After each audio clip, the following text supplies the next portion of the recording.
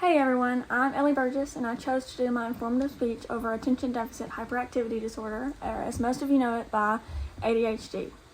I have struggled with ADHD my whole life, but I didn't get diagnosed until 11th grade, which is uncommon. Most children get diagnosed much earlier than that.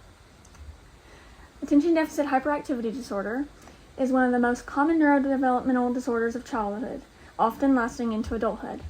A person with ADHD has differences in brain development and brain activity that affect attention, the ability to sit still, and self-control. Other symptoms can include a lot of things: aggression, excitability, fidgeting, hyperactivity, irritability, lack of restraint, absent-mindedness, difficulty focusing, forgetfulness, problem paying attention, short attention span, mood swings, depression, and other learning disabilities. The diagnosis and testing. There is no single test to diagnose ADHD. Instead, doctors rely on interviews with parents, relatives, teachers, and other adults, personally watching the child or adult, questionnaires or rating scales that measure the symptoms of ADHD, and psychological tests. So for mine, they interviewed my parents and myself. They listened to what my teachers had to say. They did questionnaires and a lot of rating scales and a lot of psychological tests. It took about 4 hours for my diagnosis. The treatment and coping.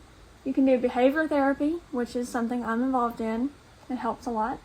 Medicine. I take medicine as well. Parent coaching and school support, because your parents and your school have got to be involved and helpful, and they have to help in any way that they can. So, of course, I think the most important part about teaching or about learning about ADHD is to know how to help someone who has it. So strategies and tips for parents if you one day have a child that has ADHD. Stay involved in their lives.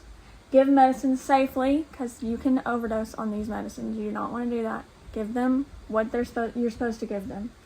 And make sure it doesn't cause any side effects. Work with the child's school as much as you can. They need both of you to work together. Parent with purpose and warmth. Connect with others for support and awareness. You can join groups and just connect with other parents that have a child with ADHD. So strategies and tips for teachers of children with ADHD. Since I'm going to be a teacher, I of course wanted to include this. Focus on short-term goals. Long-term goals don't work with children with ADHD. They can only stay in the present moment. So reward them for those short-term goals when they reach them. Play music. Music helps stimulate the brain, and it helps students with ADHD focus better.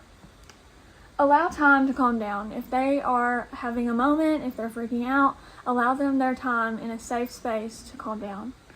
And mindfulness activities. Do some sort of breathing exercises, yoga even, just anything to keep them mindful. And that is all for my ADHD. I hope that you learned how to help someone with ADHD or even learned what it is. Thank you.